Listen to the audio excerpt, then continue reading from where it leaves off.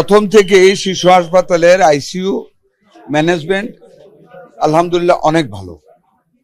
এই পর্যন্ত 136 জন রোগী ভর্তি হয়েছে, 236, তার মধ্যে 6 জন রোগী ডেডিকেটেড মিজেলসে মারা গিয়েছে, আর 136 জন রোগী অলরেডি এখান থেকে সুস্থ হয়ে 136 না 70 জন এখন আছে, 136 জন সুস্থ হয়ে বাড়ি ফিরেছে। অনেক সময় দেখেন মিজেলস আক্রমণ হলে দেশে, আমরাও ছোটবেলায় এরকমই গল্প শুনেছি, একটু লেট হয় বাড়ি থেকে আনতে, যে কারণে মিজেলস থেকে যে নিউমোনিয়া হয়ে যায় অনেক বাপ মা কিন্তু জানে না।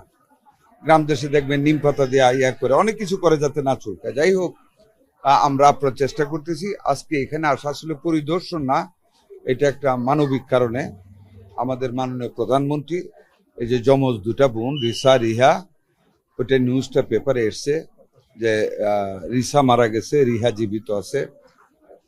উনি অত্যন্ত হাইলি কনসার্ন, আমাদের মাননীয় প্রধানমন্ত্রী, উনি অত্যন্ত গভীরভাবে মর্মাহত এই ঘটনাটায়, এবং ওদের ছবিগুলি পেপারে দেখে উনি অত্যন্ত শোকাহত, এবং এই পরিবারের প্রতি উনি সমবেদনা জানিয়েছেন। আমাকে বলেছেন এখানে এসে ওর মায়ের সাথে বাবার সাথে দেখা করে যেতে।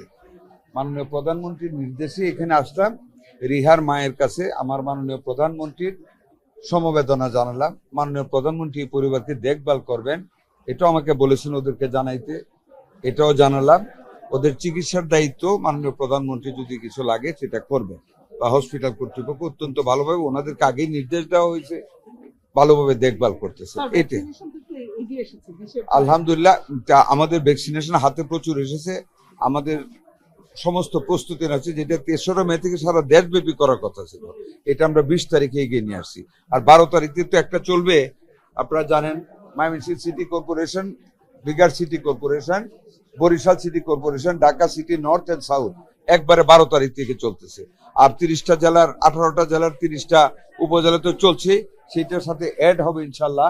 আগামী 20 তারিখ থেকে সারা বাংলাদেশ ব্যাপী আমরা ভ্যাকসিন কাজ চালিয়ে যাবো। শতভাগ আমাদের জনগণ এখন জানে যে আমরা হামের টিকা দেওয়া শুরু করেছি। আমাদের মাঠ লেভেলের সমস্ত কর্মীরা জানাচ্ছে, আমাদের সিভিল সার্জন অফিস থেকে, উপজেলার স্বাস্থ্য কমপ্লেক্স থেকে, পরিবার পরিকল্পনা থেকে সমস্ত মাঠ কর্মীরা কাজ করতেছে। আমরা নিজেরাই এমপিরা সকল মানুষ কাজ করতেছে। 1, 2 নাম্বার হলো আমাদের হামের, যেটা আপনি বলছেন বেশ উত্তরবঙ্গের কথা, একটা দিন উত্তরবঙ্গের চাপটা পড়ছে রাজশাহী মেডিকেলের উপর, ওইখানে এই জন্য মনে হচ্ছে অনেক বেশি, বাট ওইখানে আমাদের যা আছে হাম আছে, বাট আহামরি ভাবে অনেক বেড়ে গেছে কিন্তু তা না।